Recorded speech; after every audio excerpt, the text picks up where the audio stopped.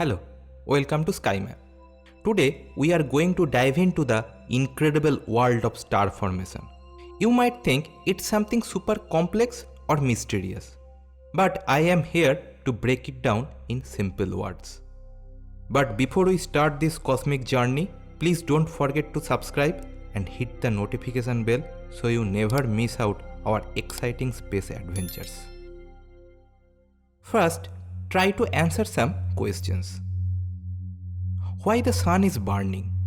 Have anyone ignited it? How it's burning in the absence of oxygen? Why all planets orbiting the sun in same plane and same west to east direction? Why our sun is so alone?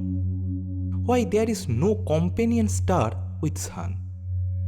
We will talk about it at the end of the video. Now let's talk about star formation. It is the process of how stars come into existence. And it all starts in a big cloud of dust and gas in space. There are many gas clouds in our galaxy. These gas clouds are mainly composed of hydrogen and helium. These are called nebulas. Nebulas can extend up to several hundred light years in space. Some well-known nebulas in our Milky Way galaxy are Eagle Nebula, Carina Nebula, Orion Nebula. These nebulas are often called stellar nurseries. And even a part of Eagle Nebula is called the Pillars of Creation because it is the main star-forming region in space.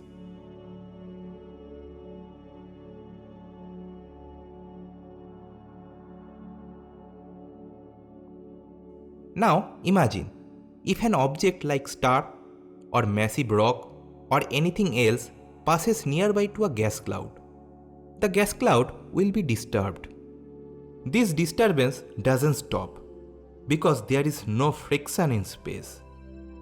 In hundreds to thousands of years, this disturbance creates a spinning motion in the gas cloud.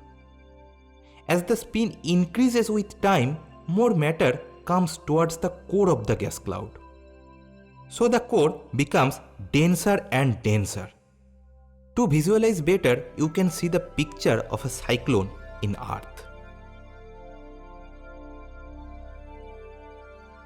The core gets denser as it increases its size.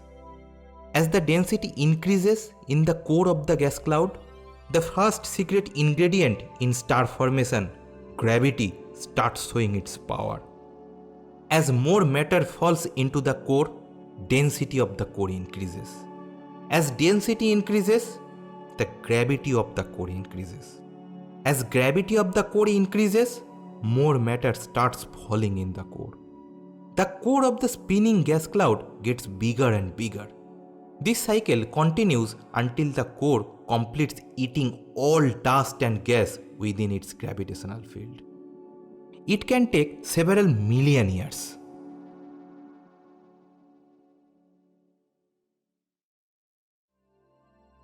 When the mass of the core passes approximately 7.5 to 8% of the solar mass, it starts nuclear fusion.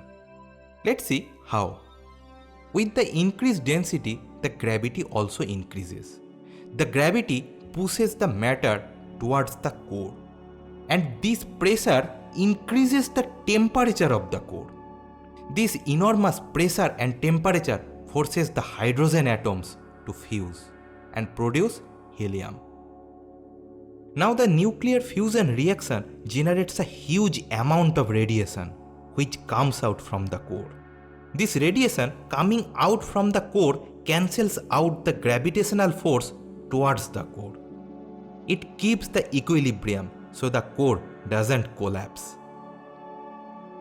This glowing core is a baby star, or in other words, a protostar.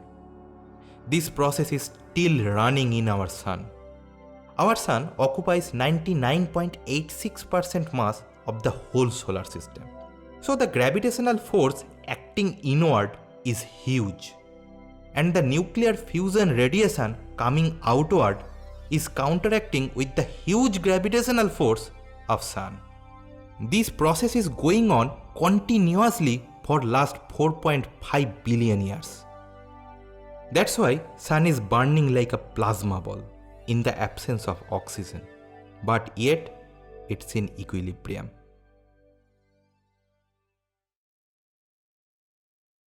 Now, what have formed is a protostar and the remaining gas cloud around the star. It's called the protoplanetary disk.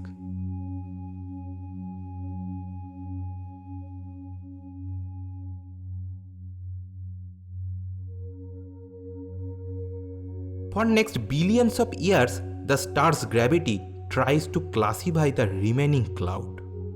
The heavy metal like iron comes closer to the Sun. The lighter metal like hydrogen, helium can't come as close as iron. With time, these matters accumulates and forms rocky structure. After a long period, this structure also accumulates and forms planet. Let's match our solar system with this model. The closest planet Mercury is mainly composed of iron and silicon, almost 70% iron and 30% silicon. The intermediate planets like Earth and Mars has iron in decreasing percentage. Earth almost 32% iron and Mars has almost 14% iron. And we all know about Jupiter and Saturn, the great gas giants of our solar system. All planets are formed from that protoplanetary disk. That's why all orbiting the Sun in the same direction, west to east direction. And all planets are in almost same plane. But do you know what happened to Uranus, Neptune and Pluto? I know, Pluto is not a planet, I know that. If you know, please write it down in the comment section. Or I'll make a separate video on this topic.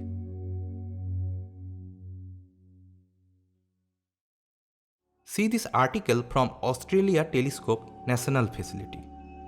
Almost 85% star system is made up of 2 or more than 2 stars. So why our Sun is alone? To find out, we have to go back to the gas cloud collapse. During or before forming the protoplanetary disk, if the gas cloud gets disturbed again, it will create another spinning motion. Eventually, it will either form another core inside the collapsing gas cloud, or it will create a different protoplanetary disk. That's how a binary star forms in very simple words. In the case of triple or even higher number star system, the same process occurs, but in more complicated pattern. This type of disturbance is very common in our universe. So the binary or higher number star system is also very common.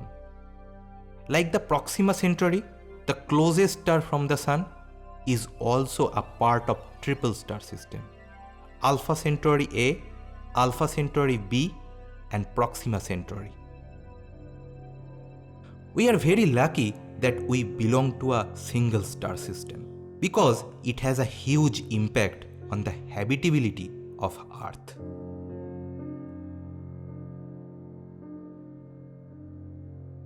I think you have got the answers of the questions asked at the starting of the episode.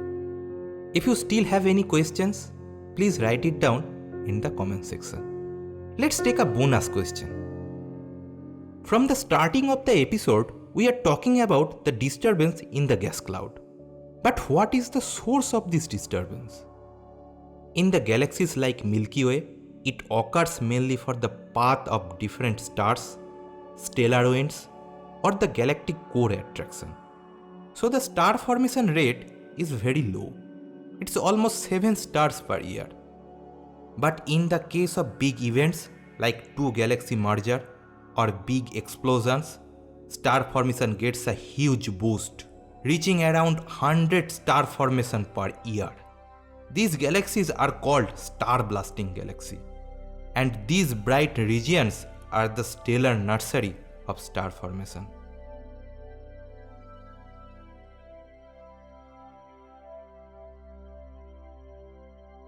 In fact, one study shows that our solar system also formed in the merger of Milky Way galaxy and Sagittarius dwarf galaxy.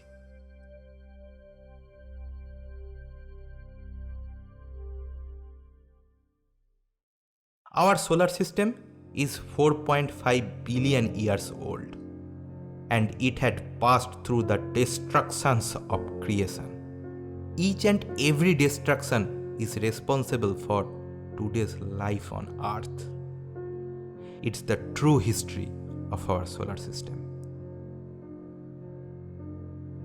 If you found this cosmic journey as fascinating as I did, please give this video a thumbs up and share it with your friends and family members. And remember, keep looking up, stay curious, and explore the mysteries of night sky.